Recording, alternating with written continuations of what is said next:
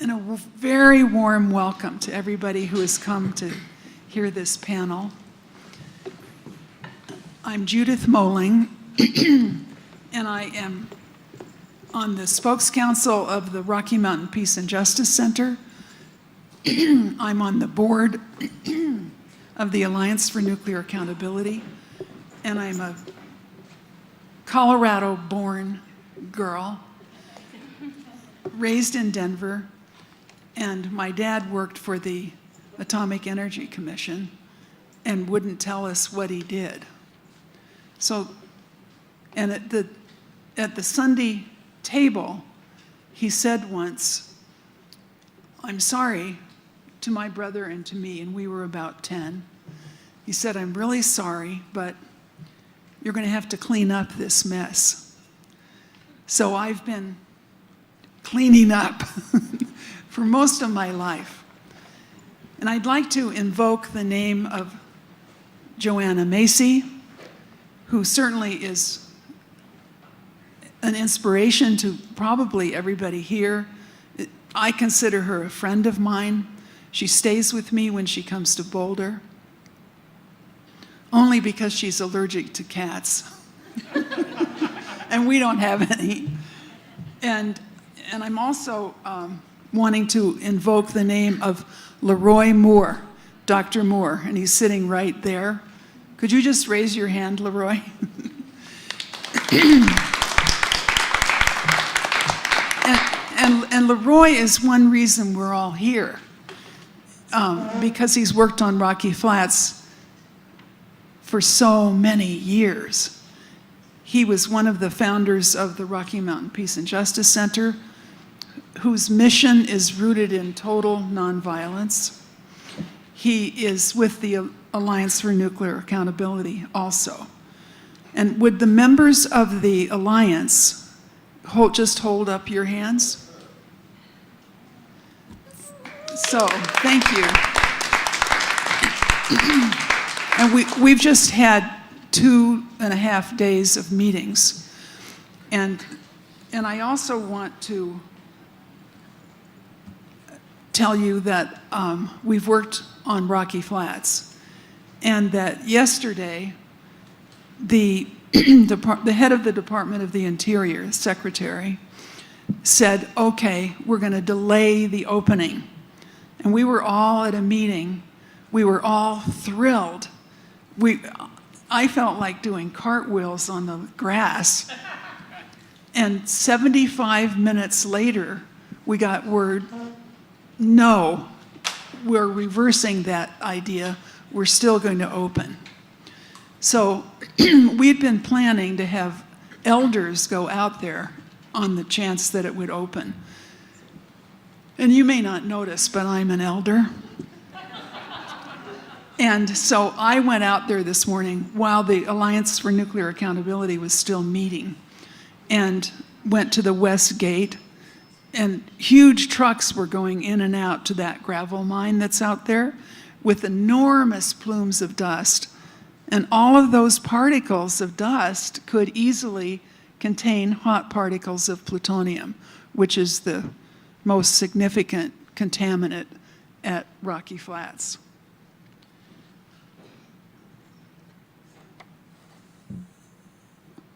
And I'm really thrilled to thank and introduce Brittany Gutermuth. She is going to facilitate the panel tonight. And I really, you need to know that so much of this weekend, with all of the Alliance members here, and all the meetings that we had and getting ready for it, and and they're staying at the hotel across the street, the Briar Rose.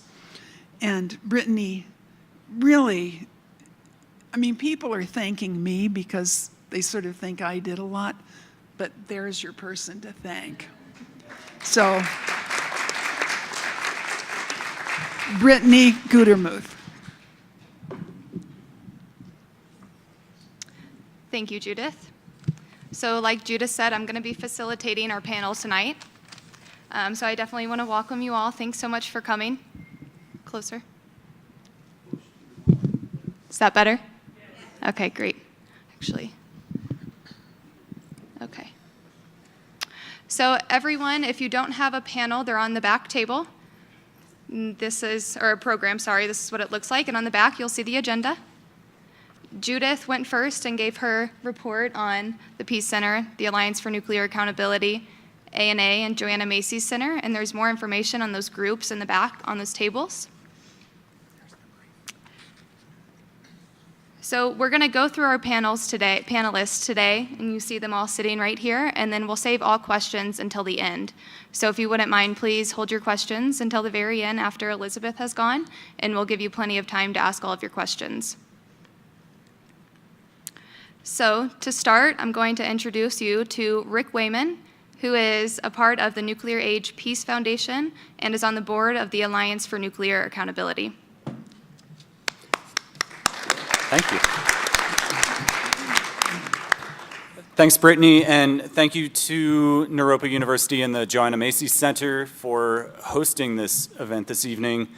Also, all of our friends at the Rocky Mountain Peace and Justice Center for all of your hospitality this week as we came from all around the nation here to Boulder, and particularly Christopher Hormel for your warm hospitality for the past couple days at your beautiful home. Thank you.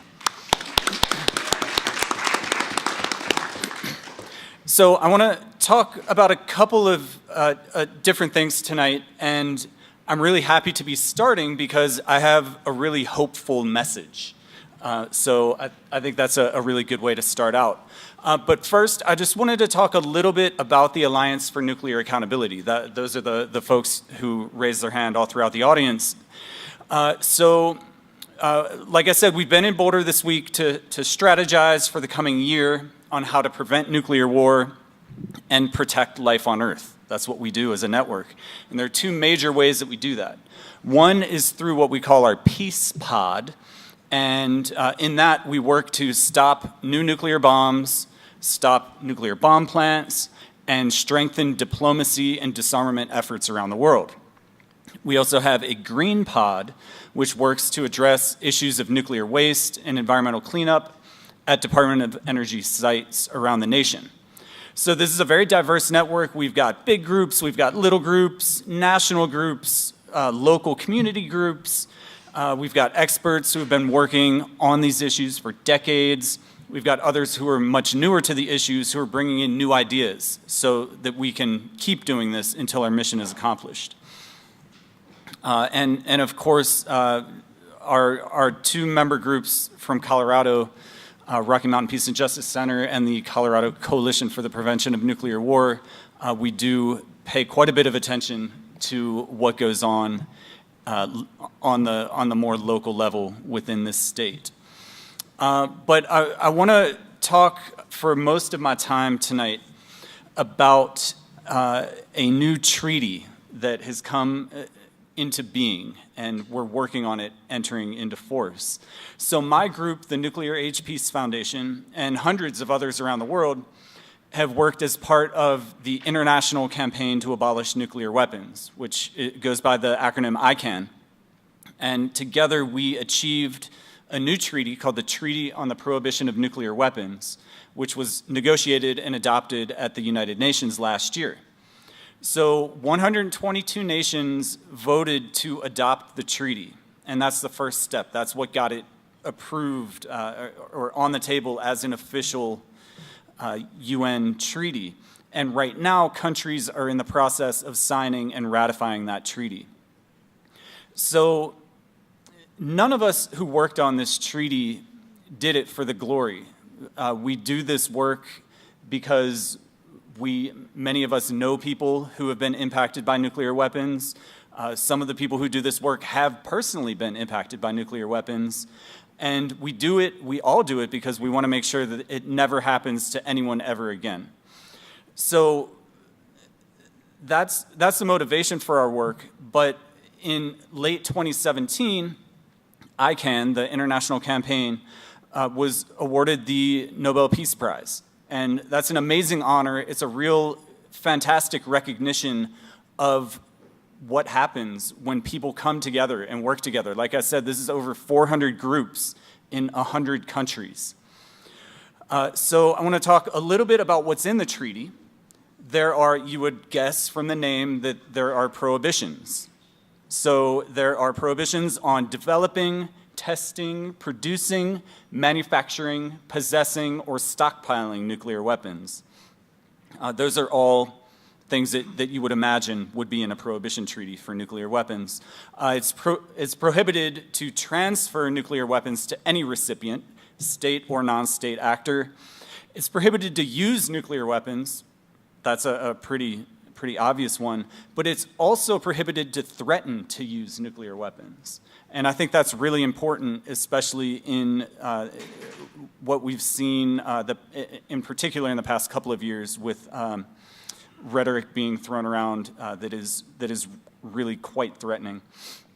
It's prohibited to assist, encourage, or induce anyone to engage in a prohibited act under the treaty. Those could be things like financing. And just to put this point out there, in this country in particular, there's a lot of money for corporations to make in nuclear weapons. And if we can be successful in taking their financing away, then that is going to really help move the world forward to achieve zero nuclear weapons. One of the most exciting things, in my opinion, about the treaty is that it also includes positive obligations. So it's not just no, you can't do these things. There are also things that signatories have to do. These are things like, at a minimum, implementing full IAEA safeguards. But what's really exciting to me are the provisions on victim assistance and environmental remediation. So once the treaty enters into force, signatory nations will have to provide age and gender-sensitive assistance, which includes medical care, rehabilitation, and psychological support for those who have been affected by the use or the testing of nuclear weapons. And I always like to think, whenever I go anywhere, whether it's in this country or another country, how would the local area be impacted if the country I'm in were a part of this new treaty?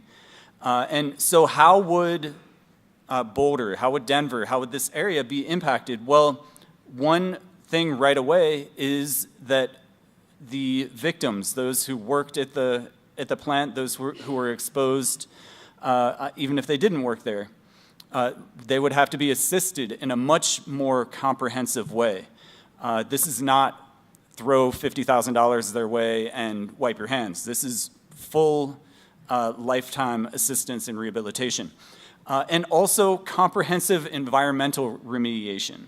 We're going to hear a lot more about Rocky Flats tonight, but I think that it's fair to say that area could really use some more comprehensive environmental remediation.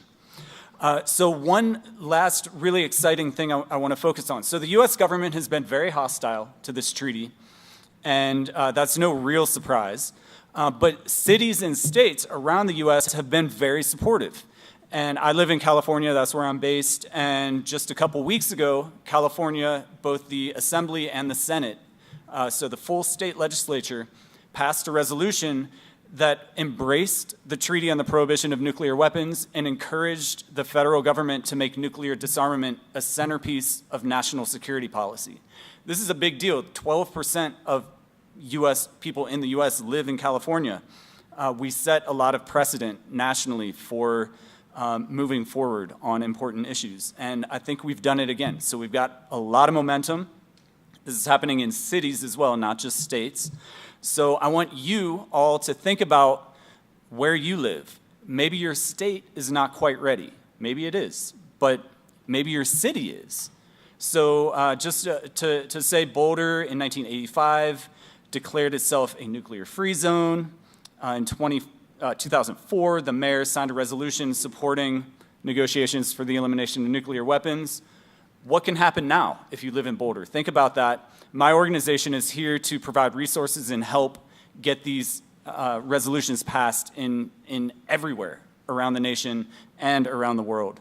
So even if you don't live in Boulder, that's great too. Let's do your city. So get in touch. We have material on the back table. My contact information is there, and I would love to work with you on this. Like I said, we've got serious momentum, and now is the time to take advantage of that.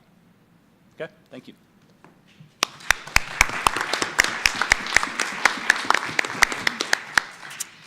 Thank you, Rick, and thanks so much for being here and for all the work that you do. So the next man that I'm going to introduce is very active with the Rocky Mountain Peace and Justice Center Nuclear Guardianship Collective, but most of you will probably know him as someone that was largely responsible for shutting down the Rocky Flats plant as a special FBI agent. So I'd like to introduce you to John Lipsky. Thank you. On this first part, I would like to symbolically stand, but I would probably cause a technical difficulty with the wiring. But I want to thank the Naropa University and the Joanna Macy Center. Thank you very much. The Peace and Justice Center. My wife, Patricia, is here, and my youngest daughter, Kristen, are also here. And I just want to note that Jay is in the house. And but what's really important is I've spent the last couple of days with folks from the Alliance for Nuclear Accountability. And we don't celebrate that in our schools. The brain trust in this room would melt this building if it was released. And we had some very good conversations. I learned so much. Right, Anna? We had a hard time dealing with it afterwards. Good thing for Advil, slow the mind down. But these people are esteemed that are around me, and I'm grateful to be here. I truly am. I just got a couple of points I wanted to make. There's people here that have wonderful things to say. There's a new book out by Fred Pierce, and you know how the Brits always screw around with the pronunciation of things, so I wanted to call him Paris. But anyway, it's an inside joke, but it's called Fallout. Disasters, Lies, and the Legacy of the Nuclear Age, and there's a certain page, I can tell you later what not to read in that book. But he wrote about the other September 1957 fire. That was on the other side of the world, and that was at Mayak. And if you're interested, it's pages 67 and 68. And he writes about, I won't say he interviewed, Dr. Mira Kosenko. And after the big pollution and the fire part of it, and it was still polluting in the 60s, you know, she has a lot of guts. And she lives in Redwood City, and I keep wanting to ask Kevin or Rick here. Rick's in California. We need to get her on board. Anyway, she was appalled with the contamination and the effects it had on the population in the area. It was pretty drastic there. She went to the Politburo and asked them about the pollution. And what were you thinking? And she writes that the official response, the hope that the contamination would be diluted and would be insignificant. And we're not here to be diluted and insignificant at all, right? But that's the attitude. And that's the Politburo. And it sounds familiar over here as well. And tried to write a poem, but what I'm going to leave you with is yesterday, while Secretary Zinke was considering Congressman Jared Paulus's letter, I would like to think that Secretary Zinke, considering his concerns, was culpability. And I thank you.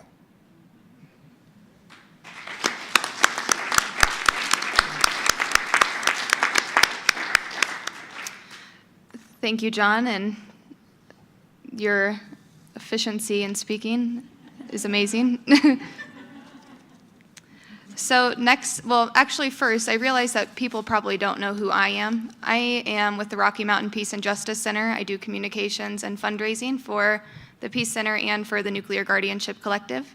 I graduated from Naropa with my master's in environmental leadership, and it's really, really special for me to be back here because I haven't had many chances to come back since I graduated.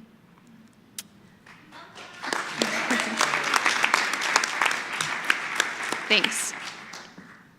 Okay, so next I am going to introduce you to Dr. Michael Ketterer. He has a PhD in analytical chemistry from CU Boulder and has conducted many studies relevant to Rocky Flats. And most recently, he testified in our public hearing for a preliminary injunction in the Rocky Mountain Peace and Justice Center versus U.S. Fish and Wildlife lawsuit. Dr. Michael Ketterer.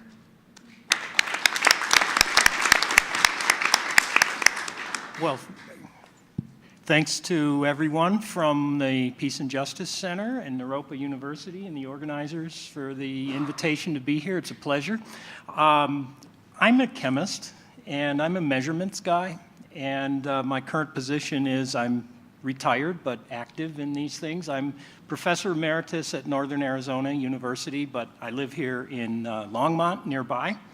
And my present mission is to conduct research and analytical work, including measurements of plutonium in the environment. In the last 15 to 20 years, I've probably done 40,000 plutonium measurements on everything from Svalbard in the Arctic down to Antarctica. And there's plutonium is found everywhere in the Earth's surface environment. But one of the things that I recall quite well is that when I was first getting started in this, and I lived in Arizona at the time, I said, I need to go somewhere where I can find some contamination so I can make sure that my measurements are doing well. And I said, Rocky Flats is the place to go. Rocky Flats is the place to go. And that's unfortunate. But the measurements that I'm interested in producing can tell us three things. Is plutonium present, first of all? Second, how much? And that's measuring concentrations or activities in picocuries per gram are the preferred unit in the US. Or third, where does it come from? Where does plutonium come from? These are all answerable questions. Plutonium has its own fingerprint. When you measure plutonium, you can measure its fingerprint of origin. We can distinguish plutonium from Rocky Flats from plutonium from 50s and 60s nuclear weapons tests. So the theme for my panel role here tonight, I think, is that we need perpetual environmental monitoring at this site. We need to be doing this. Thank you. We need to be doing this for as long as those radioisotopes are radioactive, and we all know that's a very long time. So I'm going to expect to spend the rest of my working life working on these matters. So we need. And I'd like to say something else, too, along those lines. We were told recently by the Jeffco commissioner, Lily Szabo, well, you know, if you really believe that, put your money where your mouth is. Well, I think that Ms. Szabo is exactly right. And towards that end, I'm in the process of organizing a pro bono outreach to the community for environmental measurements. I can't analyze thousands of samples, but perhaps 100 to 150 samples. I'm interested in analyzing soils and dusts and media like that from the proximity of Rocky Flats, also from control locations. And I will be in communication with all the local groups within the next couple of weeks. I'm working with a partner. His name is Scott Sechaney. He lives in California, and Scott is retired from, he worked both at Lawrence Livermore and at Pacific Northwest Labs, has a Q clearance, and he is familiar with this technical area, and I can tell you his heart is in the right place too. So what do I mean by environmental monitoring? What do we need to be looking at? Surface soil, dusts, and not just measuring the activities, but we need to be looking for these hot particles. Pure plutonium compounds are present in these soils and dusts. And that's a much different matter than saying, well, 50 picocuries per gram means this. It means something altogether altogether different if some of that is concentrated in these hot particles. I think we need to be looking at airborne transport of dust, air monitoring. I don't believe the state, EPA, any of those agencies, they are not going to do that for you. It's like Ms. Szabo said, put your money where your mouth is. We, the citizens that care about this, need to take this upon ourselves. Our government has failed, and they're going to fail to do this on our behalf. This site is not stationary. This Rocky Flats site is forever changing. You know, we can think back. I moved back to Colorado in 2013, and the first 2 months I was here, we had those epic floods of September 2013. How much mobilization and redistribution of contaminants in the surface environment at Rocky Flats took place, I don't know. That's the discipline of geomorphology. Geomorphology people would tell you that this is going to be changing a lot, even on a time scale of decades. So hence the need for perpetual environmental monitoring. I think we need personal exposure monitoring, similar to what is done in industrial hygiene. People that want to go on the refuge should wire themselves up with a battery-powered pump and a little cartridge to sample air. What is in people's breathing zones when they go out there, or if they're just passing by the refuge? What is in there? Water, there's water-related issues, dissolved uranium in the water, suspended colloidal plutonium in the water. And then perhaps the most important thing to think about is human monitoring, bioassays, autopsies. What are people being exposed to, and what have they been exposed to, and did it contribute to their diseases or their manner of death? A lot of this is relatively easy to do. I have here what is called a wipe sample. So this is a baby wipe, essentially. It's from some dirt that settled onto the barbecue cart, which has a nice smooth stainless steel surface, and about 2 square feet of surface and about 3 days worth of dust. This is what you get. We need information like this from the proximity of Rocky Flats. And, you know, anybody who can open up a can of baby wipes and pull one out and go like that and put it in an envelope, anybody who can do that can take samples. But I just want to leave you, if you remember one thing here from my remarks, I want to leave you with the idea of perpetual environmental monitoring. This needs to go on until the end of time.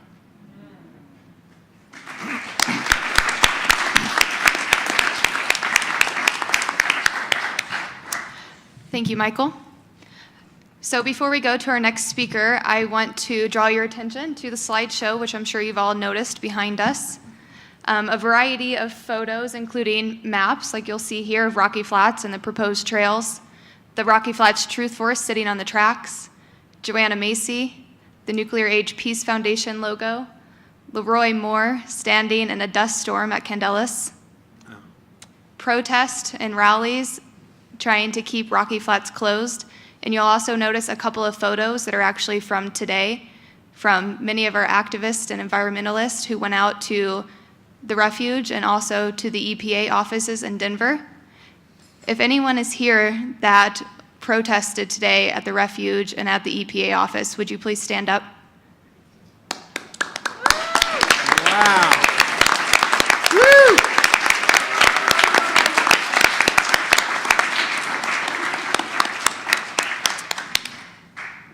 And Judith failed to stand, but she was at the West Gate this morning with her sign to keep kids off Rocky Flats. And Judith, being the incredibly modest woman that she is, has been working tirelessly since I've known her, which has been not very long, for 2 years, but for the past 40 years, working on nuclear issues. And since I've known her, working tirelessly to keep children and our community safe from Rocky Flats. So if we could just give Judith another round of applause.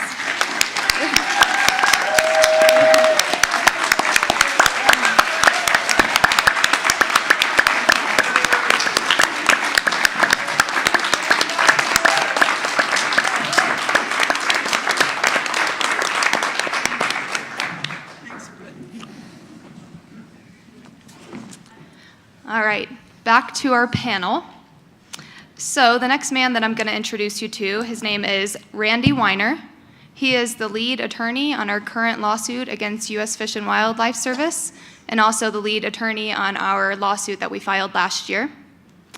Randy is incredibly dedicated to environmental law, and we're very, very lucky to have him working on our case. Randy Weiner.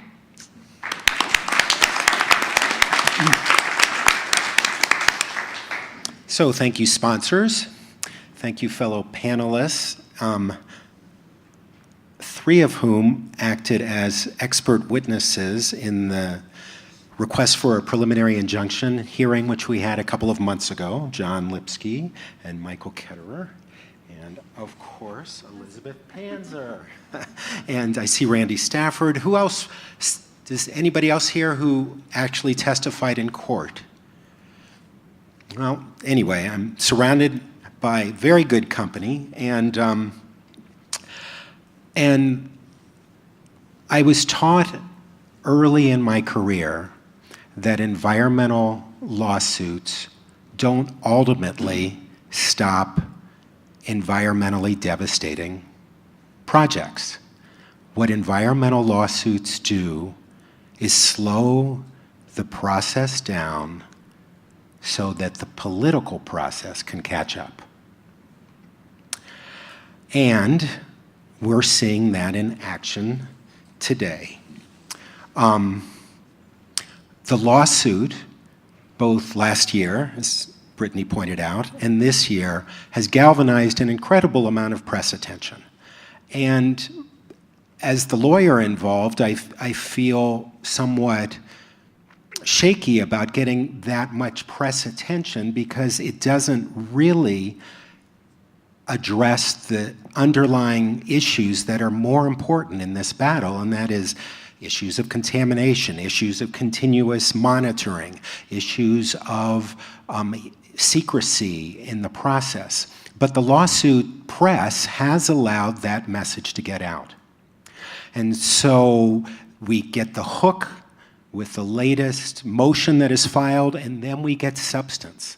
And it's worked, I think. It's worked very well. We've gotten quite a bit of press attention. I've only been involved in this fight for 2 years. I'm surrounded by people who've been involved for decades, but I think if I asked those people, they would say we're getting quite a bit of play.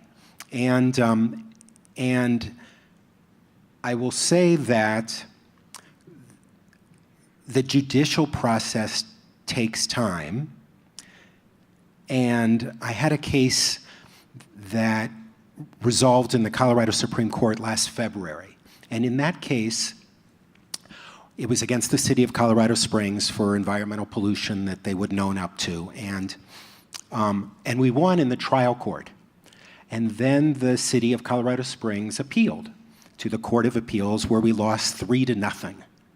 And my clients, God bless them, because they risked an incredible amount of attorney's fees if they continued to lose, said, go for a motion for certiorari, and we did. And the Supreme Court of Colorado agreed that we could present our case to them.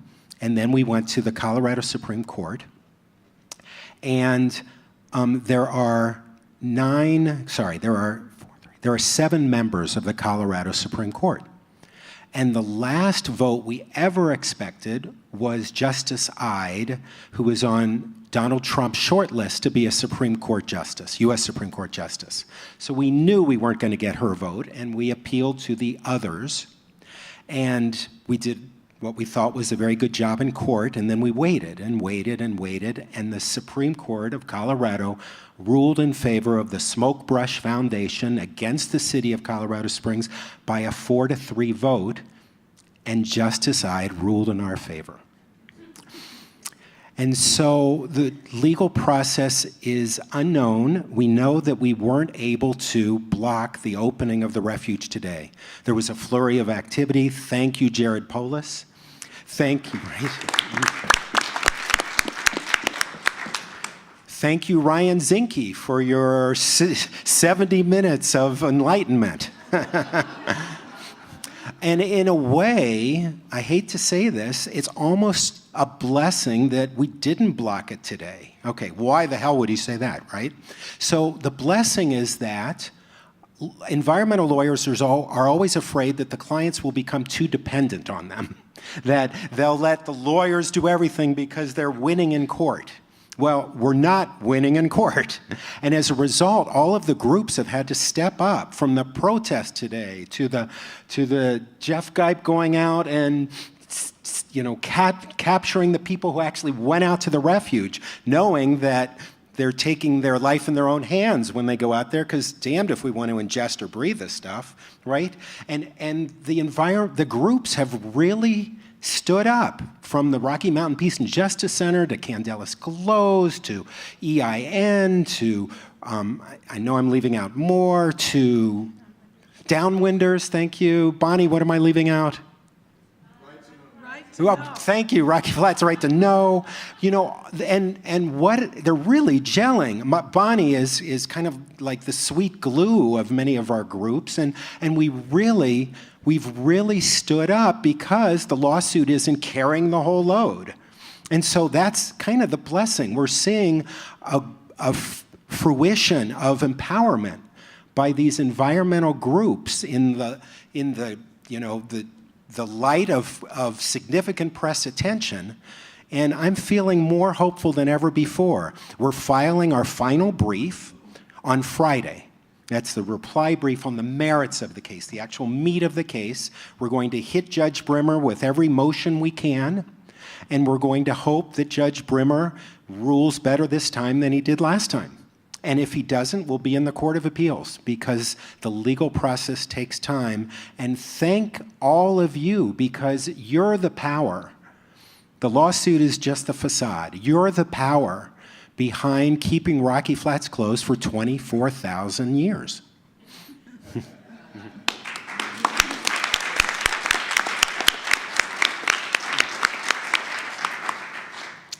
Thank you, Randy. I just want to touch on something that Randy mentioned, and that's that we are having to tackle this from many different angles, from the lawsuit to the protests, spreading awareness, and putting pressure on our elected officials. And I just want to let you all know that you can help. And what you can do is you can contact your elected officials, Colorado members of Congress, and ask them to take a stance against Rocky Flats. And if you don't live in Colorado, you can take action too by contacting DOE Legacy Management and U.S. Fish and Wildlife Service, telling them to please keep the refuge closed. We have a campaign going on Action Network that you can find. We might have some campaign flyers in the back, and it'll take you there. An email's already conducted. All you have to do is enter in your information, and you can help support the issue. So now I'm going to direct you to our final panelist, Elizabeth Panzer. I met about a year ago. She's an impacted community member who publicizes the safety concerns of Rocky Flats in her community. She actively participates in several outreach initiatives to increase community support within the Jefferson County School District. Please welcome Elizabeth Panzer.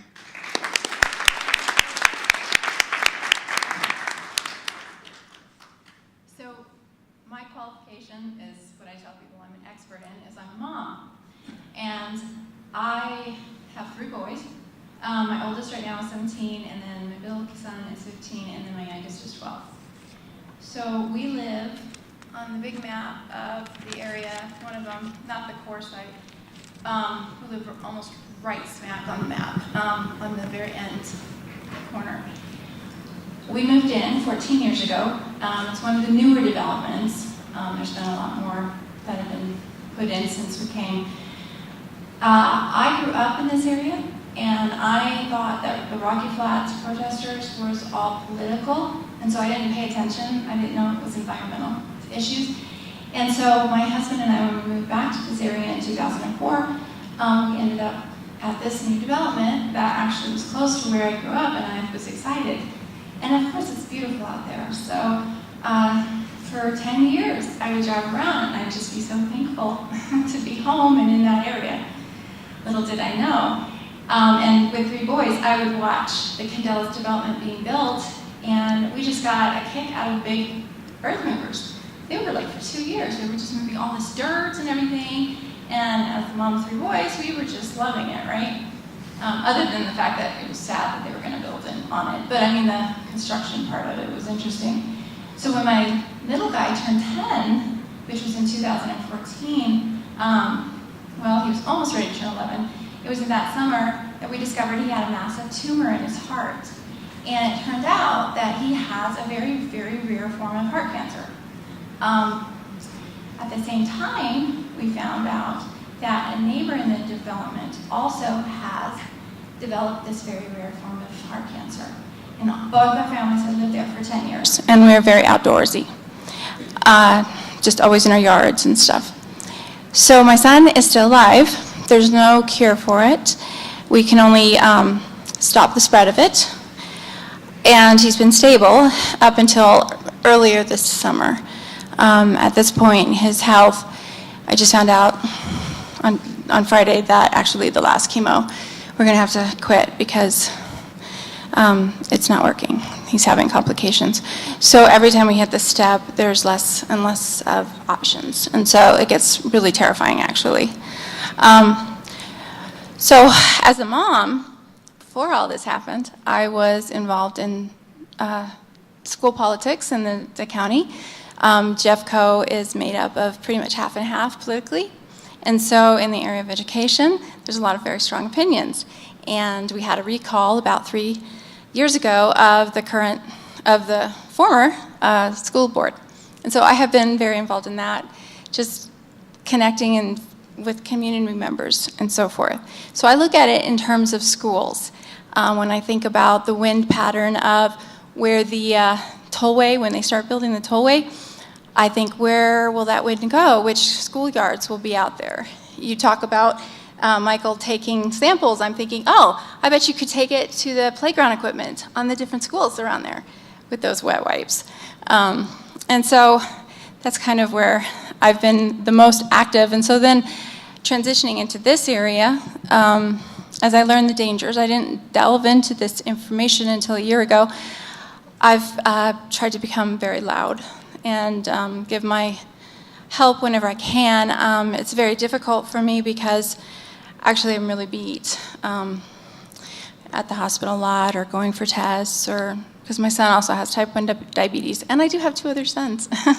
So that's my life. I wanted to say that, yes. So one important thing that I always tell people when I meet them from this group and other groups that have been very active is that, thank you. You all have been fighting this fight for decades. Some of you, and then some of you not as long. You were fighting for my son's life before I could even care to pay attention. And I'm really grateful. It's very humbling to think that I drove by the protesters when I was younger and had a judgmental attitude, because I don't like that showy stuff. So for me, it's uncomfortable. And in this situation, everybody has a place, and it's a beautiful thing. Everybody has a place, and you come at it from all the different angles, and we're powerful. And so it's just been an honor to work with this kind of team and this institutional memory. I've just got so much to learn to catch up.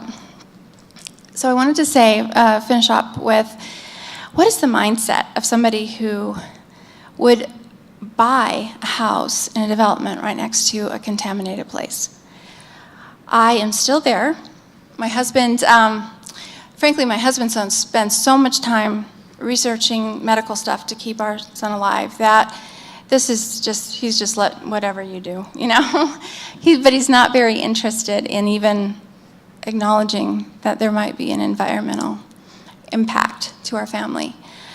We didn't move right away 4 years ago when we found out that he had cancer, because we didn't want to disrupt his life. If we did, it could really shorten his life. We would be ripping him away from everything he knew, his childhood home, his friends, just everything.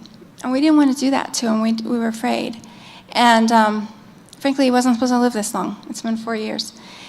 And so 4 years later, We're in the situation where my husband doesn't really see the need to move. We don't really, the issues are still there.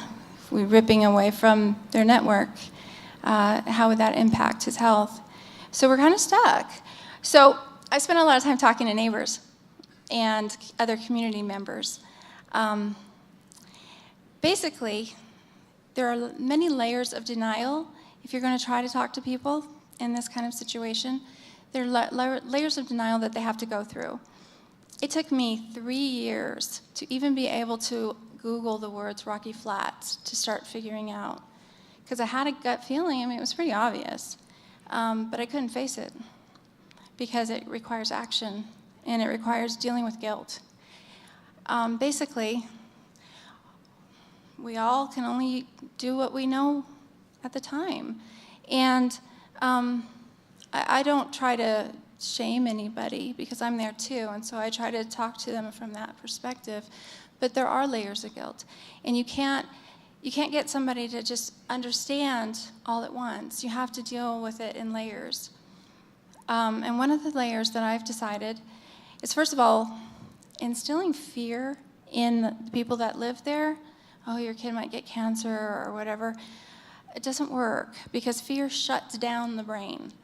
And so the best way I've come at it is trying to talk about the dangers with inhaling the plutonium through dust, because that is something we can deal with right now. We can say no tollway. We can say we shouldn't walk on the refuge. My big thing with the refuge is that children do not have a choice. And so they're taken on the refuge. They haven't said yes or no. They don't know the full extent of the damage that could happen to them. And so when they're 30, they could end up with a terminal cancer. Well, they didn't choose to be able to do that. And so that's really cruel to be able to let children onto the refuge without them actually making the choice for their future. And it does impact their children's children too, because we know genetically it can change things. So that's what I try to focus on. What can we do now? I have a friend in the development near me who actually lives right on the edge where the wind pattern comes. And she is so excited to move into my development. It was a big step in her life. And she sees what I share, and she listens enough, but she's not there. And it breaks my heart. And so what happens if somebody in her family gets sick? And that's the other part of it. People don't wake up until the pain hits their doorstep. And I think of it like David Lucas. He's the one in charge of the Fish and Wildlife Service there. I mean, he's the officer there. And I see him as a pawn. He's doing his job, and he's working hard. I mean, that must have been a lot of work to get that ready to open up. But what happens if he gets sick? Because he believed that they believed what they told him, that it's okay. And they're good at it. They're good at telling you, that's what I'm thinking, convincing people that they know what they're talking about. So what happens when he gets sick? The government doesn't care. Well, you made bad lifestyle choices. That's why you got cancer. And it's really what I see us as our role. It's a non-judgmental, we want to hear your pain. And Tiffany and I Tiffany founded the Downwinders group a few years ago, and we have this philosophy about collecting broken people in pain. And we hear a lot of pain stories. We don't know if it's connected to Rocky Flats. There's no way to really know. There's no test. But the people are in pain. And maybe we all made decisions we shouldn't have made. And David Lucas, to me, is somebody like that. He may never get sick, but there's a lot of people in my neighborhood and in Candelas and stuff like that are just, it's safe here. Well, someday the pain might be at their doorstep too. And so I think that that's an important component going forward to remember, and just to have an open arms to people like that. Because if they change their mind, that means that the pain level got high enough that it started to open up their mind. So just want to say thank you again for everything you've done. I know I really appreciate it.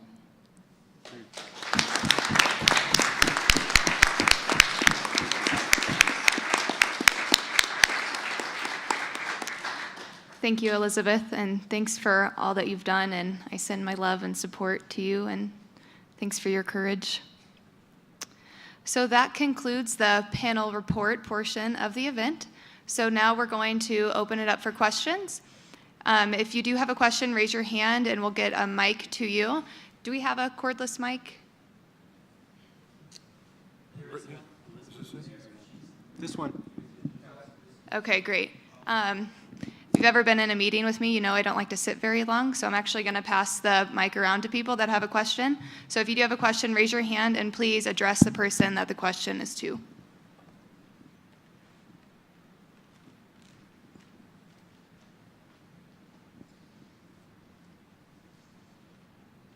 Anyone? Saw Bob first.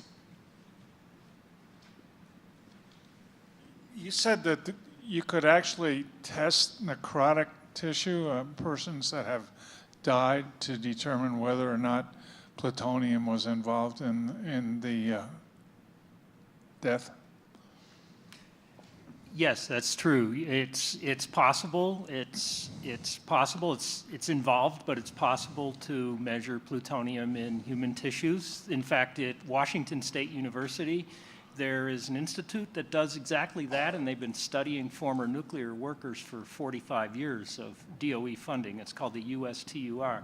But yes, from testing human tissues, you can learn, as I said, three things. Is plutonium present? How much? And how does that compare to quote-unquote normal levels? But most importantly, you can tell if someone was exposed from Rocky Flats plutonium or from plutonium from the general background or perhaps some other source. So yes, you can do exactly those things. Could you say something more about the general background? I don't understand general background. Plutonium, I thought plutonium was, Well, for the most part, produced by people. plutonium is almost exclusively human origin, anthropogenic, we would say. But there is plutonium globally distributed in the Earth's surface, deposited from the stratosphere in the 1950s and the 1960s. Okay, so that nuclear weapons tests, yes. It's not naturally. It's not there no. naturally, All but right. it's ubiquitous. The language, though, is that it's just general background plutonium is sort of what it seems to me like DOE has been trying to spread around. So that, it's just there, nothing you can do about it, and we're not responsible for the fact that it's there. Well, it's true that it's there. In fact, a lot of the research that I'm doing involves studying that it's usually called global fallout plutonium.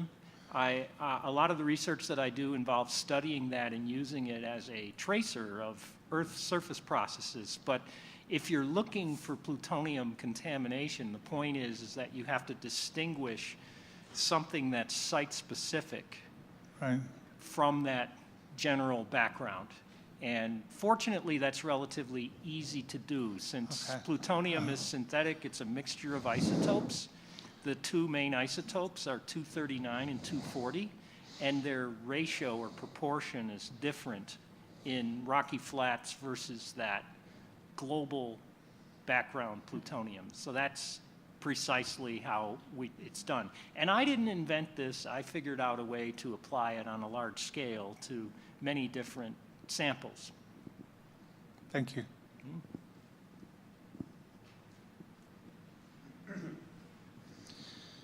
I'm Jay Coughlin with Nuke Watch New Mexico in Santa Fe. And my question is for you too, Dr. Ketterer. So I, of course, was amused when you said you're looking for plutonium and you picked Rocky Flats as the ideal place to find it. But my question is, would you be willing to accept samples from other sites? For example, Los Alamos, and we got people here from the Savannah River site and colleagues in Hanford, Washington, et cetera. And I heard you loud and clear about we can't trust our own governments, both federal and local, and we got to do it ourselves. And I also heard you say you can't deal with thousands of samples, but again, would you consider samples from other sites? Absolutely. In fact, you know, I should say that my professional focus is not entirely Rocky Flats by any means. I'm interested in nuclear sites in other places. In fact, I have some ongoing activities in the eastern U.S. looking at these enriched uranium gaseous diffusion plants and nuclear fuel fabrication facilities and things like that. And some of those involve plutonium too. So absolutely, I'd be happy to chat with you a little bit after the Okay, thank you. Other questions?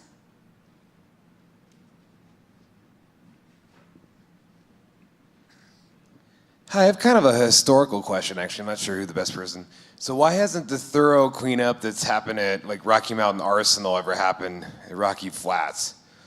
It might be a naive question. I'm not fully informed about the background, but obviously that place has been deemed safe for all kinds of recreation.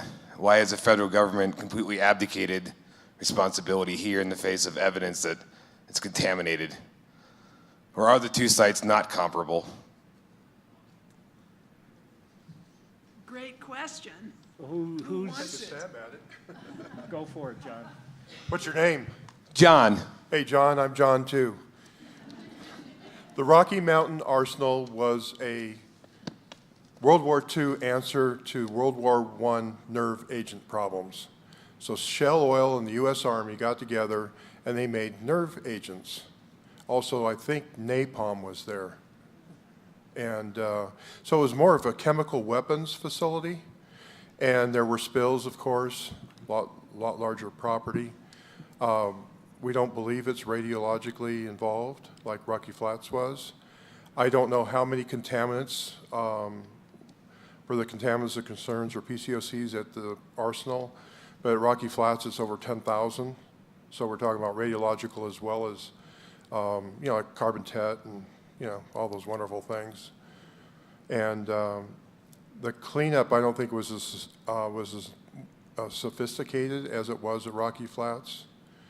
And the politics of it was different too, I think, because Rocky Flats, I guess I'll digress for a second. Rocky Flats was a potential candidate for the National Priority List in 1984. It scored high on the groundwater well monitoring. But politics stood in the way of doing anything. And there were some other things as well. And, you know, the Rockwell was allowed to obtain a Part B permit under the Resource Conservation Recovery Act. They were allowed to continue to operate. And those types of issues I don't think existed at the arsenal, but I might be wrong. But basically it's mixing apples and oranges because of the radiological effects. And I think I have a knowledgeable answer to Rocky Flats as well, is that the NRC, the Nuclear Regulatory Commission, the EPA, the Department of Energy, and DOD all subscribe to what's called MARSIM.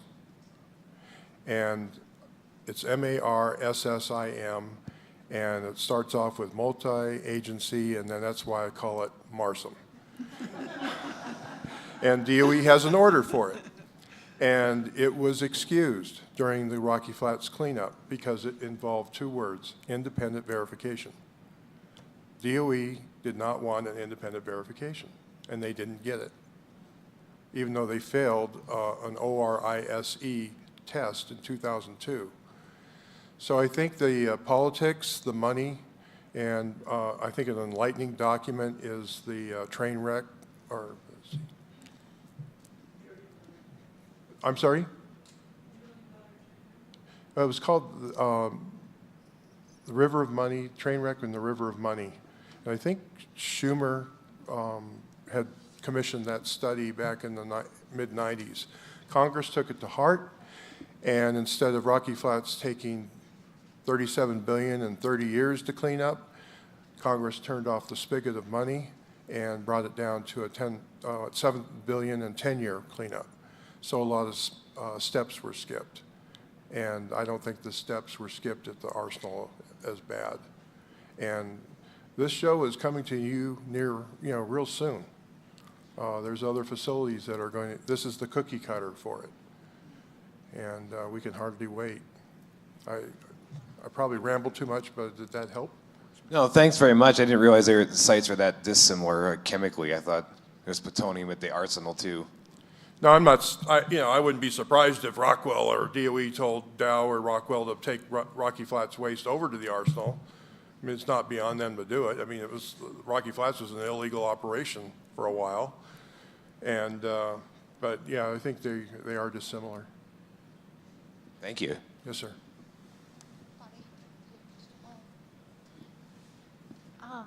Elizabeth, thank you so, so much. Our hearts are all with you, all of us. And I was really struck by your talking about the layers, and I wondered if you could just say it again. I just want to hear that again because I feel like it's really key. I'm also a downwinder, and in talking to my neighbors, my street corner is featured at the beginning of the movie Dark Circle, so I'm that close too. But the denial, so I would just like to have you repeat it if you could.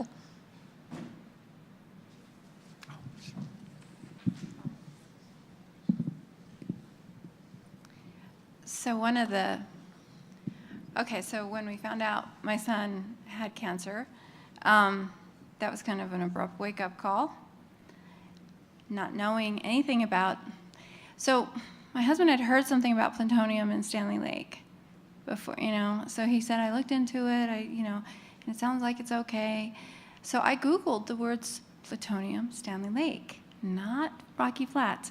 So all of a sudden, to go from, oh, there could be a problem environmentally, that might be big. That was a slap in the face.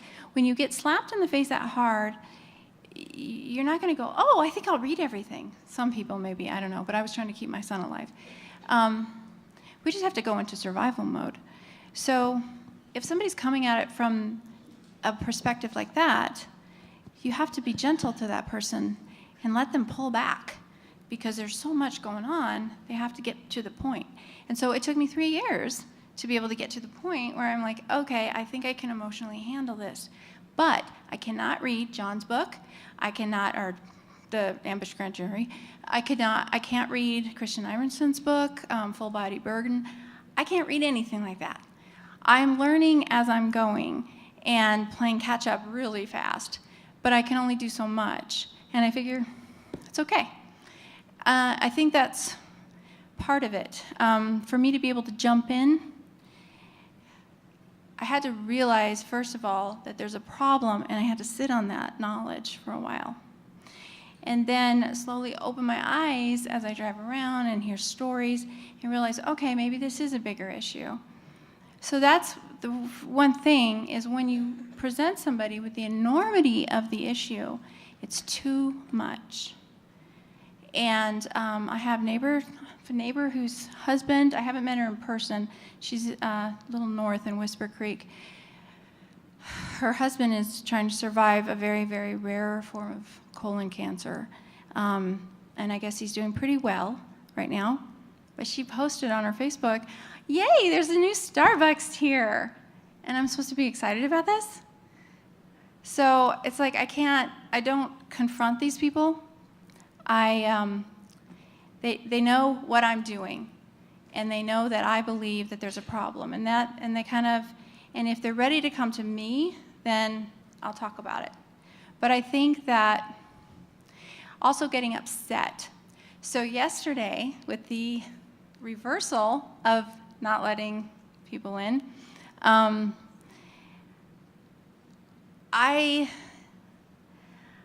kind of think, I see that as a victory, actually. It would be nice if they didn't reverse it, but it brought us a lot of attention, and people were really shocked. And so I I can take, because I live there, I can take the attitude of, oh my gosh, it's opening, and sometimes I do. But you can't live life in a negative sphere for very long. And you cannot operate in fear because it shuts down your brain. So you kind of have to come to people trying to turn on their hearts first. And that means just learning, making it real. You know, Tiffany and I talk about how can we publicize these people in pain? Because they're out there. And people in pain, they get pushed to the side. And people don't know they're there. They get quiet. And so that's how the strong keep getting, you know, bowling us over with these kind of issues. And so it's just a matter of kind of finding ways to try to turn on their hearts. And then maybe they might actually hear a little bit. So if you're going to work through some of the denials, first it's raising awareness. You know, like, like I said, I was always uncomfortable with picketers and stuff like that. But we have so many different ways we're coming at this from all our different angles that I think that they're effective. Because some people will stop, pay attention, some people won't, but maybe one of us others will get to them. And so just first turning on that switch and then just slow. But you can't go fast, because if you go fast, the fear gets too big, the brain shuts down, and they pull back. And so it is kind of like a dance. And it's just a matter of being positive and patient. And honestly, it's awful that it's open. It's their choice to go, just like it was my choice to move in and not pay attention to the issue. So all we can do at that point is if somebody gets sick, have your hands open and say, hi, I'm here afterwards.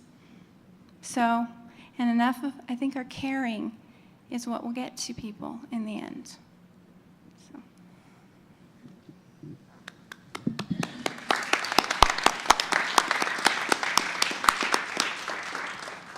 Hi, my name is Randy Stafford. I'd like to thank the organizers and all the panelists. I have a question, and I'm not real sure who to direct it to, so if any of you know the answer. With respect to the refuge in particular, it seems to me that the real crux of the matter is that CDPHE and EPA and DOE rely on modeling, mathematical modeling of exposure and dosage and risk to claim that the site is protective of human health. Does anybody in the room know anything about those models? What assumptions they make, whether they are open to public scrutiny? Are they computer programs? How can they be examined and invalidated? Because I think invalidating those models by showing that they make invalid assumptions, like they don't account for the dust clouds that Elizabeth's son took a picture of on July 4th, for example, would be a powerful argument against the safety of the refuge. So does anybody here know anything about those models? So Randy, I hired a toxicologist by the name of Michael Kosnet, who works at UC, the University of Colorado Hospital down in Denver, and he's $700 an hour. He's a well-known toxicologist, and he reviewed the EPA models, and he said, basically, 7 hours of work, that he felt it was done correct in terms of a toxicology model. But he excluded the possibility, his opinion did not take into account the sampling methodology. So I'm developing the idea that it's the sampling methodology that was the Achilles heel in the EPA analysis. Because, as Leroy has pointed out, a grid of 30 acres, 30-acre grids were superimposed on the refuge, and 25 samples were taken per grid. And then those samples were averaged. to determine what the grid's hotspot average was. And when I did a case involving Globeville, the Asarco smelter, and we represented 300 families, and the families had little tiny yards. They were Latino families generally, and we insisted that there be 4 samples taken per yard. And each yard maybe was 1/8 of an acre, probably less. So that would be 32 samples per acre, and we were sampling for arsenic, which is far less toxic than plutonium. So here at the Refuge, they were sampling 1 sample per acre, actually less, but let's just call it 1 sample per acre, and then that was averaged with 25 other samples in the grid compared with the 32 samples per acre we did in Globeville for arsenic. So Dr. Kosnitz said, I'm not opining about the sampling methodology. Maybe they missed hotspots, I don't know. That's beyond my area of expertise. So I don't think it's a toxicological model. I think it's the sampling methodology. And I would like to get to the bottom of what is the RCRA requirement for a sampling methodology, and was that properly done here? Because that seems to me to be the problem. How the heck could they find the hotspots if they're taking 1 sample per acre, That's less than, that's 1 sample for the size of the Naropa campus. How are they going to find half a trigger that happened to be dropped off that, came up during our testimony at the hearing when one of our witnesses was saying that, they ran across a trigger one day. So you're going to miss that if you take 1 sample per acre. Thank you, both Randys. I know I've got a question up front, one in back, and then I see you, Lynn. But really quick, I want to introduce you to Kevin Camps, who's here with the Alliance for Nuclear Accountability. He has a table in the back, and I just want to let you all know what's back there. Thanks, Brittany. Thanks for this powerful event. It's really moving. So my name is Kevin Camps with Beyond Nuclear, and free books. So one of the books on the Beyond Nuclear table is a photographic history of the anti-nuclear movement in the United States. And another book, that one was by Lionel Delavigne, the photographer. 1972 to the present, goes to Chernobyl, goes to Fukushima. And another book is by Dr. Arjun Makhijani, Institute for Energy and Environmental Research, a friend and colleague of Alliance for Nuclear Accountability. It's called Carbon Free and Nuclear Free, that he wrote in 2007, and the good news is that Germany is doing it, for example. So theoretical study to reality in the real world. And then among our pamphlets, one that I'd like to point out to you is a table display copy, as if you don't have enough to worry about already. There are moves on in Washington, D.C. to open Western dump sites for high-level radioactive waste from the commercial nuclear power industry, and guess where they all are? In the West, Nevada, New Mexico, Texas.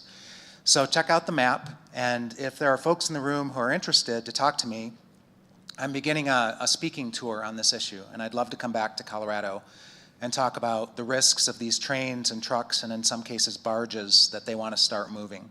So definitely check out the tables, take action, there are petitions, and a lot of groups are represented in the back, so on your way out. Thank you. Thanks, Kevin. So while everyone is clapping, maybe give a round of applause to the Naropa folks who helped with tech stuff and setting this up.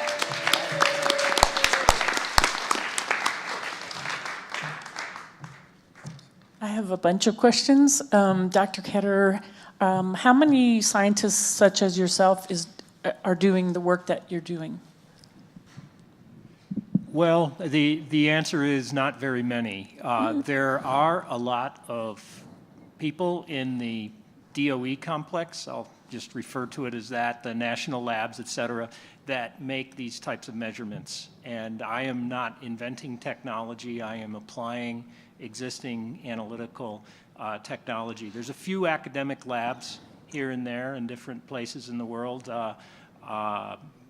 Generally, the answer is nearly nobody, though. What kind of things could we do to promote, like, students that are just starting out to get involved or interested? Well, the Department of Energy actually tries to do that to recruit their own workers. There's something called Nuclear Chemistry Summer School. There's internship programs at all the national labs and so on. But I think in general, and I'm just now retired from full-time in academia. So I was actually doing quite a lot of that by encouraging students to do undergraduate research in these areas with me. But I think planting the seeds, I think reaching out to undergraduate student audiences, maybe even high school audiences, get them thinking about this. I mean, I could see the benefit from going and giving technical talks to, say, AP chemistry classes or freshman chemistry classes or something like that to gain an understanding and maybe spark those seeds of interest. So I don't really have a perfect solution for what you'd like. And my second question is, do you sample like plants or animals that are on Rocky Flats? I have not done any sampling on the Refuge or the Central Operating Unit, the Superfund site at all. I have not.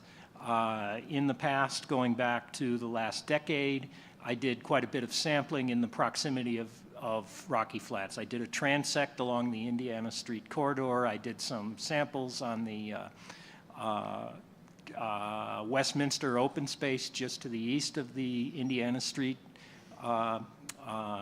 gate of the then facility, and other places in the Front Range. But I think if there's a Trojan horse for the federal government on opening this site, is Fish and Wildlife Service is now going to be obligated to make it open to researchers. And so research permits are issued by the Fish and Wildlife Service. So the public has an opportunity, can request a research permit to go onto the refuge, collect samples. I imagine soil and plants are not really problematic at all to get permission for. Biota, like vertebrates particularly, might be more involved, but the government is obligated to allow this type of research to go on these federal properties. And my final question is, would there be any use or would it be a good thing to have Geiger counters if you live nearby? I mean, to like say, oh, today is really windy and things are getting more radioactive out there, let's stay inside, or something like that.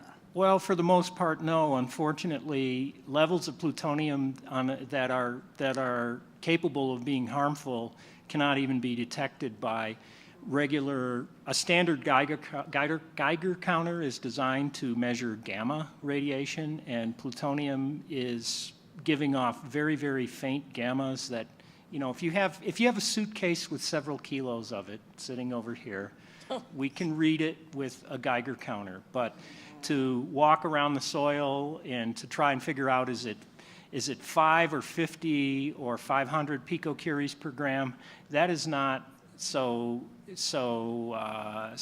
that's not possible, really. In fact, I made public comment at the Stewardship Council a couple of years ago with respect to David Lucas going around and walking around with his Geiger counter. And my comment was basically, you cannot measure plutonium that way. That is a fraud. Plutonium has to be, to measure environmental levels of plutonium, you basically have to take samples and subject them to laboratory analyses. There isn't really a way. A Geiger counter is not really useful.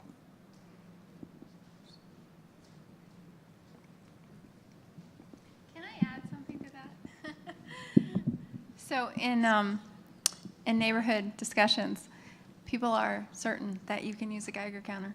And if I would say something like that it doesn't work, it doesn't measure levels that we need to know in our environment, I get all these pseudo-scientists and trying to shut me down. And so it's a complicated issue, maybe not for you, but for trying to discuss it with neighbors.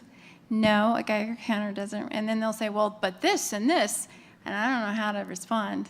So maybe that's an idea for the future, is how can we adequately respond to, on a community level, with a bunch of know-it-all science people, armchair scientists or whatever, that say that we can. Because I think that's a powerful point, and it's a lie that people are believing. Okay. Hi, I'm Beverly Line, and I'm a community health nurse. I've been involved in Rocky Flats issues for a long time. Couple of things I'd like to ask. I would like to ask if one of my concerns as the refuge is being opened is if people are injured at the site, they're going to be taken to urgent care, emergency departments. Our first responders will be carrying them. I'm concerned about our capacity to provide care and security for the nurses, doctors, whatever at the care facilities. So if anybody here, I'm a little bit out of the loop in terms of our urgent care facilities here. If anybody here has contacts with the providers in the area, I would love to meet and talk with you. I think that the concept of going out and monitoring a pathway and saying, oh, this little 13-mile pathway is clean today, doesn't tell us what's going to happen when those mountain bikers are out there. And you know, we've all been there. Come on, hold up your hands. And somebody's in the way. You go off the trail. You pick up the dust. You go back home. What are you carrying home with you? And then when that little blip off of the trail ends up in a broken arm or broken leg, and you end up in the emergency department, and my nurses are taking care of you, and that lady with COPD in the next bed is being exposed. So it's a sham. It's Elizabeth, it's what you say. It's you know, saying that pathway is clean today is like ridiculous. And then I forgot. I wanted to say thank you to the Peace and Justice Center and ANA for continuing to hold space for these conversations. Thank you.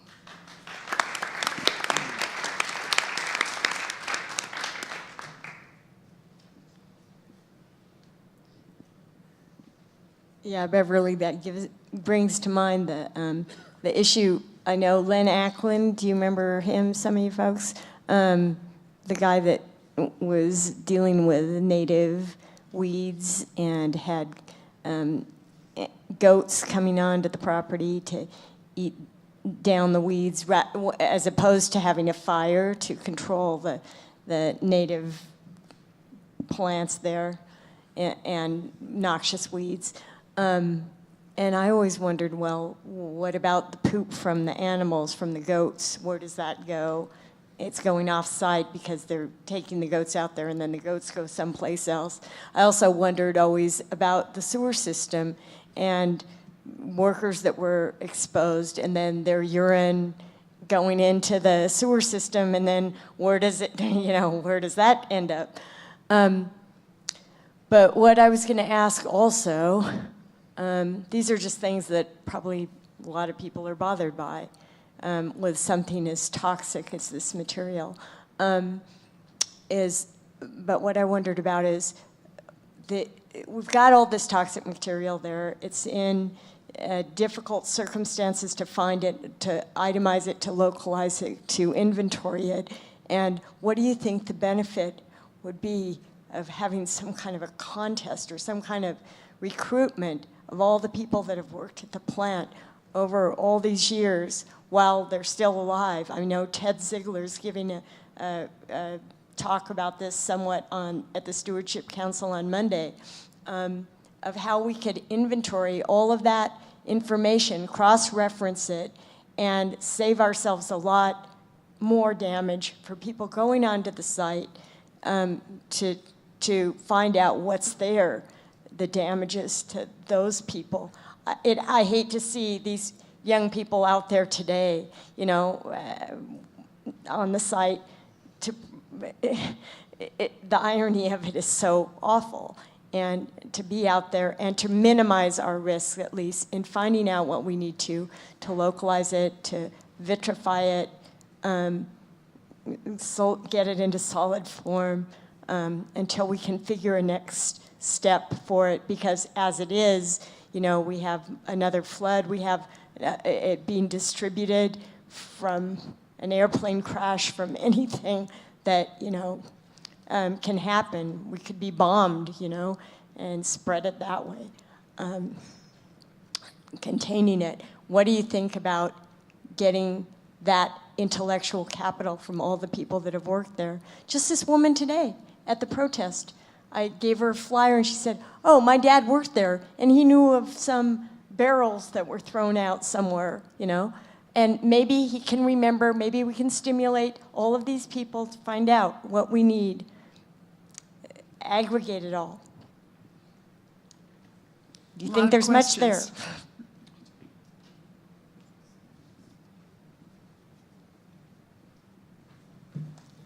I'll step up.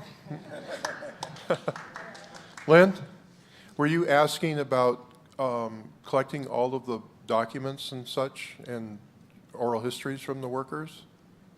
Yeah. Is that what you mean? Yeah, and the ones that are still alive, asking them details, and cross-referencing different people to corroborate that, Yep. yes, this would have very likely happened there and that, Right. Well, it's a short answer. The initials are NDA, non-disclosure agreement. Just like I'm encumbered legally from talking about or answering questions about certain things or talking about it, the workers are too. And they do take it very seriously because I've talked to them about it and they're afraid that they'll lose their benefits. And their dwindling benefits is what they really are. It's a crime what's going on, but the short answer is that they have to feel empowered, and I'm not sure what that is quite yet. I've been able to talk to some of them. I wasn't their favorite friend back in '89, let me put it that way. And it wasn't, I didn't get to talk to them because they were all given immunity. That was the only way they would talk.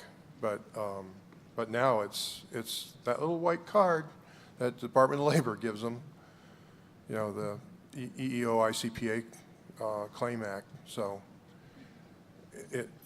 it's something that's why I'm involved with the University of Colorado Archives with their Atomic West project. I've reached out to several former workers and I've been trying to get some of the documents from them. It's an ongoing effort, believe me, it really is. And it's just one of the hats I wear. And and some of them, quite frankly, want to be paid for them. They don't want to donate, they want to be paid, and they want all rights to their book or whatever. But many of them have told me that they're afraid of going to jail, just like I am. So, hope that helps. But we can keep trying.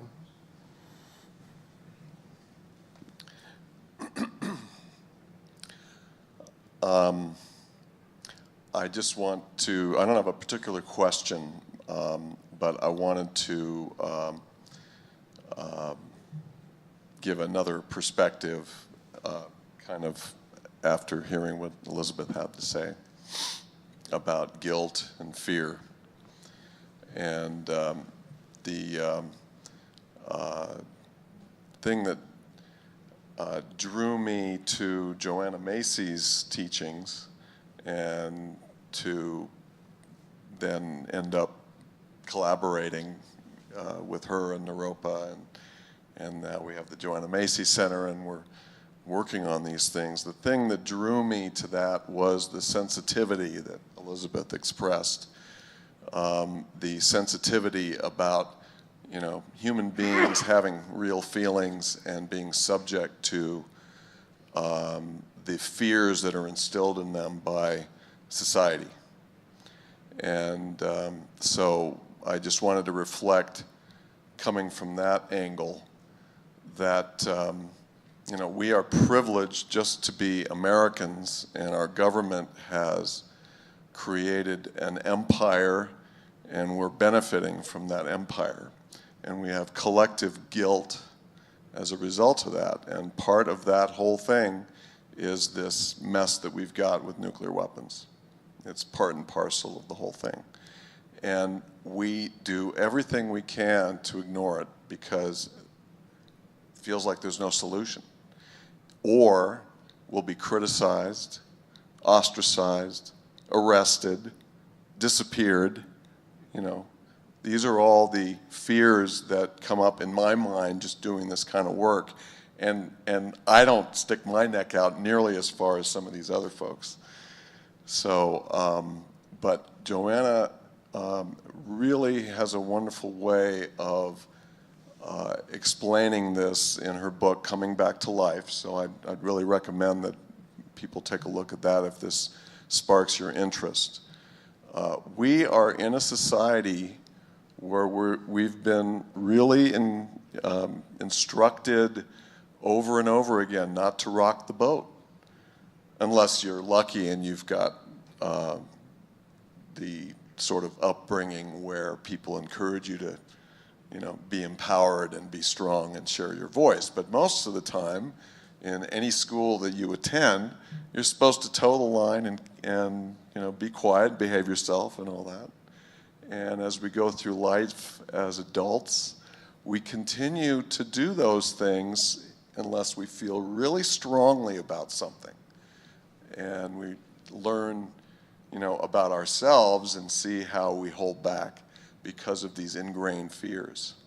Well, it's getting to the point, we all know this in ANA, and all of you folks know it, and I think most people are feeling it, but it's time for us to overcome our fear of being criticized for not being patriotic enough and question the military-industrial complex and all the money that they are making on our backs, on the backs of the downwinders. People all over the world feel threatened by our nuclear missiles. And we live a wonderful, privileged life in this country, but we don't really go there because we don't know what the solution is or we're afraid. You know, these are the things Joanna talks about and encourages us to acknowledge and gather together and share that we feel pain for the world, for all the people that have suffered because of American imperialism, for all of us who have suffered from production of nuclear weapons or any other weapons, or, you know. And this goes right along with, you know, the other wake-up calls we've been getting over, you know, discrimination, injustice, you know, racism, misogyny. This is all part of the same thing. So I just wanted to thank Elizabeth because, you know, what you're talking about gets to a level of human sensitivity that we really need to be familiar with if we're going to do this, because we need to ask the American public to be brave and stand up to their government. And that's a real, a lot to ask. Can I say something? Thank you.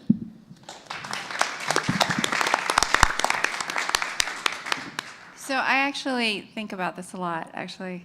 I had part of the whole school journey for me is I had my kids in a charter school and I started getting involved and I made an enemy out of the administration. And the next thing I know, I did a few things, I said a few things, and they twisted it to make me look like a religious lunatic, that there was a danger. And so they slapped a restraining order on me, and I had to make a choice. I was never given the chance to be able to defend myself outside of a courtroom. And when I walked into that courtroom, I had to make a choice. do I defend myself and start pointing fingers and get the kids involved? You know, because anything affects the kids. So I don't have it on me anymore, thankfully, but for 4 years I had a restraining order on me. So I did use my voice, and I'm obviously not a person, so it's kind of funny.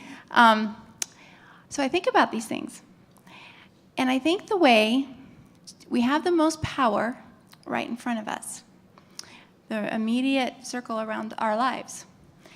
And my life actually is right in the backyard of Rocky Flats. And so I'm like, okay, well, I guess this is my life. And so how can we make a bigger impact? Well, Jared Polis wrote a letter, and they almost stopped the opening day of Rocky Flats. That is something that's right in front of our face. We show them how to do it. But how do you do that? Well, you got to touch the hearts of people first, because they're not going to turn on the brains unless you get to them to make them want to listen. And so it's just a matter of dealing with your immediate circles, and it's not a fast process. But I think the example of just the many different tentacles of us trying to stand up against what's going on, we all have our different place. It's a beautiful picture of teamwork, in my opinion. And I think it's a picture of how we can be really powerful and have a greater impact. We focus on the fight that's right in front of our face, and we keep doing that from our different angles. We had power yesterday. It disappeared. But can you imagine for a moment what David Lucas must have felt? You know? And so it's like, you are not as all-powerful as you think you are. And the way to do that was the people. So I think the more we keep working and we fight this battle, and it has repercussions for other areas. And I think that's how we can have a powerful impact, but we got to keep focused. Thanks, Elizabeth.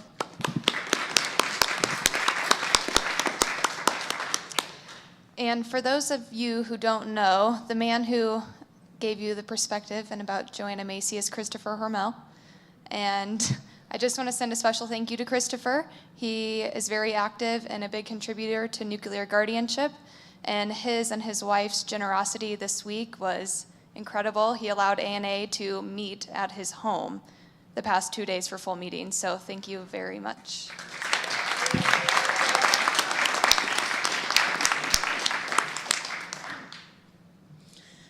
Hi, my name is Kristen Lipsky. I am the daughter of John Lipsky. I was born in 1987. The Rocky Flats raid was in 1989. I grew up knowing to question my government. I grew up knowing that not everything is what everyone tells you is real. And I think the opportunity for that every day. Something that I've been experiencing a lot lately is like being more involved with my father and his efforts and seeing everybody else's. I think it's absolutely amazing. I absolutely love it. It gives me goosebumps. And there's this amazing song by a really good band called Rage Against the Machine. And it is called Renegades of the Atomic Age. And it just really reminds me of all of you guys in comparison to that. As far as reaching out to the youth, I think that what Michael said is would be a great thing to do because that's when minds are most open and they're not so set in stone. I've experienced a lot I like to voice my opinion and I like to talk politics, and I've experienced a lot of hate and people getting mad at me for talking about Rocky Flats, and I just don't understand why they're mad at me or what I have to say. But with a lot of just being so drawn into people who spend their life and their energy and their time and their Saturday nights on things like this, I'm really inquisitive in regards to Rick. I want to hear from you in regards to what brought you into this line of work. How long did this ICANN project go on? Because I know that it did not take overnight for the government entities to hear you. And I'm very interested in knowing more about that. Great, thanks. Thanks for your comment, and I'm glad that you're getting more involved. We need everyone's voice. So ICANN was founded in 2007 and grew pretty quickly. There was a hunger in the global nuclear weapons abolition movement for some new energy and a new strategy. And so it took 10 years from the founding of ICANN to achieve this treaty. There were obviously decades of work and groundwork that had been laid prior to that. So it wasn't all ICANN that achieved it. That was just sort of the final vessel that got us across this first finish line. The Treaty on the Prohibition of Nuclear Weapons obviously is not getting the world to zero, but it's an important step along the way. So did you ask how I got involved? Okay, I thought so. So I generally, as a young adult, I was maybe 21, 22, around the time that the US and the UK were working on invading Iraq. And that felt very wrong to me. And so I started getting involved. I was living in the UK at the time, and the Campaign for Nuclear Disarmament, which is the UK nuclear disarmament organization, if you think of the peace symbol, that is their symbol. They developed that in 1958. Anyway, I got to know them just through my general anti-war work, and a lot of things fell into place. I was able to get an internship with them during graduate school. That very fortunately turned into a 2-year full-time paid job, and I was able to transition to the Nuclear Age Peace Foundation, where I still am now. I've been there for 11 years. So part of it is just kind of these things fell into place. I was never in favor of nuclear weapons, but I was never that aware, like many people. And it took something special for me to wake up to that. But the other thing that I'm kind of getting at here is sometimes young people in particular, they have college debt. You know, they're trying to start a family, these kind of things, and they don't have time for full-time activism or even part-time activism. And so to the extent that we can open spaces for young people to get into this work as paid work, I think is really important. You know, we can't pay everyone in a mass movement to abolish nuclear weapons, but that is, it is, I think, an important aspect of this. We can't only expect people who are passionate about this work to do it for free. You know, that's just not a reality of the current economic system that we're all living in. So I think that's something that I try to pay attention to in my organization. You know, I pay my interns, for example. Not a whole lot, but a little bit helps, right? So that's one way that I've been able to do it. ANA has been very successful in getting young people involved through a scholarship program to bring them to Washington, D.C. for our annual lobbying event. And that's been really wonderful. Without that financial assistance, many of them wouldn't be able to come, and that's a very eye-opening, empowering experience. So I think that those things really do matter. You don't want to make anything all about money, but sometimes I think that really does help, and it helps to build and to sustain a movement.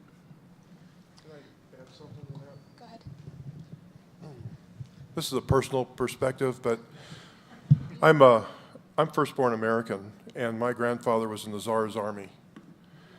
And I hate the Russians, just so you understand. And my heritage is Lithuania. And the KGB was run by Lithuanians, just to give you an idea what my DNA is alike. And I got to go to DC Days in 2015.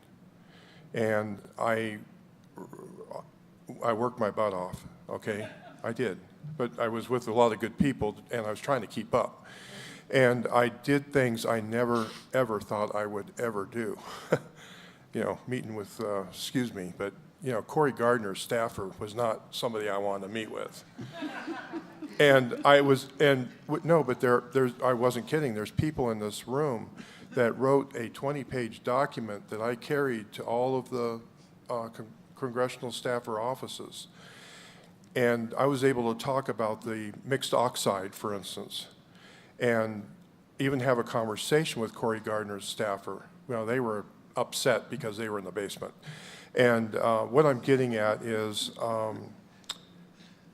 it was a very satisfying, fulfilling opportunity to do that. And I'm just glad that Peace and Justice Center has an internship program. And Christopher Allred, are you here still?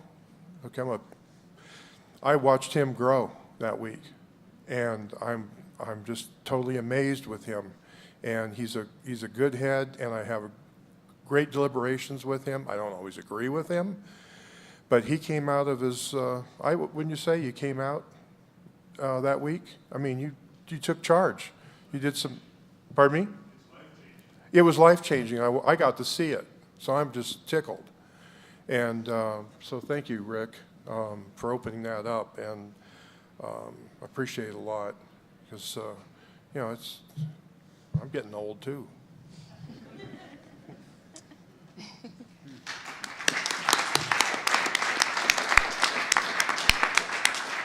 So we only have time for about 2 more questions. I saw one hand up in the back, and I saw one. David, did you have a question? Okay.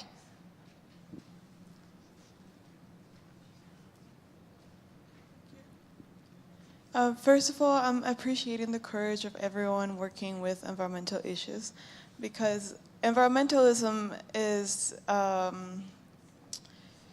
it is a countercultural thing. Otherwise, we wouldn't be having the environmental crisis that we have.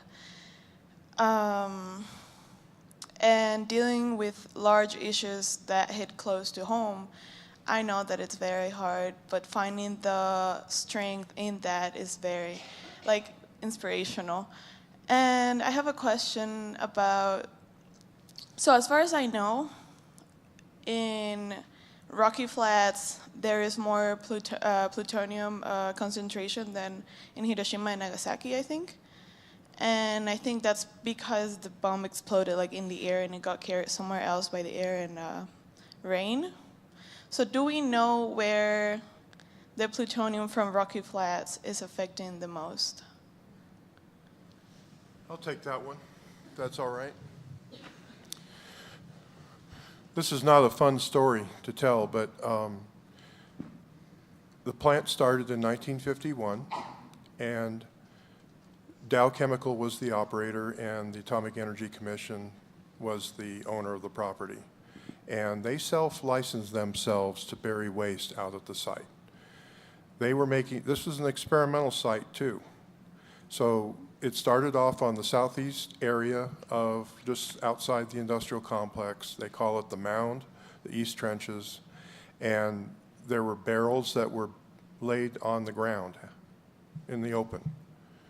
And it rings home to me to listen to ANA people talk about this interim storage stuff, because these educated idiots, excuse me, but they put these barrels out on the ground in the atmosphere, and they rusted. And there was also chemical reactions occurring inside the drums, so they leaked. And then there was a time where they started to actually cover it up. So the real cover-up started with the burial site. And I don't know how much you know about the area, but out at Rocky Flats, there are Chinook winds, 100 mile an hour, just out of nowhere. And so when you lay things that are not staying inside the container, they tend to blow away. And so we had the waste burial sites out there. Then there were two major industrial fires, September 57 and May of 1969. I won't get on the editorial box, but basically, good indication that we had exposures off-site. And then Governor Romer was the Colorado governor at the time during the raid in 1989, and he said, if I find out there's one criticality out there, I'm going to shut that place down. Well, he was blowing smoke, because there were hundreds of criticalities out at Rocky Flats. The strontium 90 and the cesium-137 levels are indicative of criticalities out there. And all that the good governor had to do was look at the list of buildings out there, and Building 886 was the critical mass lab. And there were 4 nuclear reactors. They were zero power, but I have met, trying to remember, Bob Roche. Dr. Bob Roche, he's the physicist that ran the criticality mass lab, and in his claim to NIOSH, he tried to explain to him that he used to run 9-hour criticality experiments. It was happening all the time. It was denial. And so it wasn't just, the global fallout. I think, Dr. Ketterer, you said 0.05 or 0.06? Picocuries per gram. And so Dr. Ketterer can go out there, and I believe him because we've had many lengthy discussions about it, that he can fingerprint what came from Rocky Flats. And so what I'm trying to say is this is a history of juvenile delinquents, basically, denying the victim until the environmental laws kicked in and then became denying responsibility. And it culminated in illegal activity that the contract operator was then Rockwell pled guilty to in federal district court. So it's no joke that there was illegal activity out there. And I could go on and on, but I just want to give you an impression that there was open pit waste left out there. There was open pit burning. There was allegations about workers punching holes in the HEPA filters so that all of the negative air in the building and the contaminants went straight out. So it's no wonder why Dr. Martell was able to find in 1969 that there was elevated levels of plutonium. And to give you an idea of how difficult it is to deal with the government, they thought Martell didn't know what he was talking about, so they hired their own physicist, Cray and Hardy, and they not only verified, but it was worse than what Dr. Martell had found. So it was many things, and it's really kind of interesting. But when I hear stories about all the waste went to Idaho from Rocky Flats, that's not true. It didn't happen. Some of it did, and I think it was mischaracterized myself. But now I'm getting in the editorial box. But some of the waste also went out to Nevada test site, and it was a problem at the plant. And I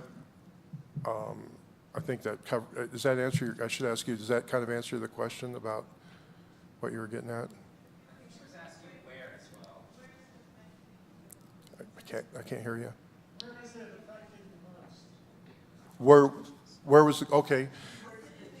She wants to know the area. Yes, it's called the downwind area, and it's the southeast slice of the pie, so to speak. It's, if you want a real visual, if you want to go to Indiana Street, I think it's at 95th or 96th, there's a signal. And right near there is an entryway. Would be the east gate to the refuge. That's in the downwind area. They're going to put an access point in the downwind area. Yeah, that's the worst. Thanks, John. Thanks.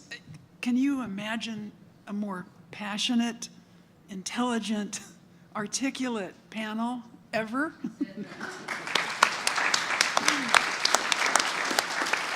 And can you imagine a more passionate, articulate audience ever? Thank you so much. And deep gratitude to Naropa deep gratitude to the Joanna Macy Center, and certainly the Alliance for Nuclear Accountability and Rocky Mountain Peace and Justice Center. And I'm probably forgetting major things, but I just am filled with the passion of all of you. And thank you so much for being here. And panelists, thank you very much.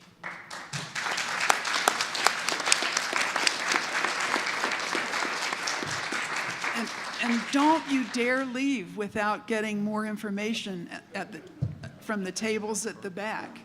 And this is a wonderful pamphlet. This is a nuclear guardianship pamphlet about Rocky Flats and the history of Rocky Flats and the history of activism. Be sure to take a look at it and at all of the other material. I noticed that Beatrice put a bunch of Alliance for Nuclear Accountability pamphlets back there. They're valuable stuff. So now that you're all inspired and you're going to help us and you're going to speak out and be passionate, pick up that information. And now back to the wonderful Brittany Gutermuth. Thanks. Thank you all again so much for coming and spending your Saturday night with us. I'm sure there's a million other things you could have been doing, and soon we'll release you to go do those things. But I wanted to thank Judith and the rest of our panelists for being here tonight and for all of their expertise and for all of their work. Thank you all for being here. I know it's really easy to get down by our losses, but Rick has kindly reminded me of some of our victories, including Jared Polis's letter, the fact that 7 school districts have banned field trips to Rocky Flats, a temporary delay, our lawsuit, Mark Johnson. Dr. Mark Johnson, who spoke out saying that he believed it was unwise to open the refuge, and he is the executive director of Jefferson County Public Health. Daily Camera editorial. What's that? Daily Camera editorial. The Daily Camera editorial coming out against opening the refuge for recreation. Kind of a... Lots and lots of public opposition and letters to the editor that have been published. National Public Radio article today. Oh. Loads of press and media in our favor. Wow, what was that? So I do want to encourage you again to stop by the tables on your way out. Sign up to email lists for the Rocky Mountain Peace and Justice Center for updates on Rocky Flats and events and resources. We do have merchandise back there as well, and Chris can help you out with those if you'd like to purchase a t-shirt or a hat or anything. And most importantly, stay off of Rocky Flats. Have a good night.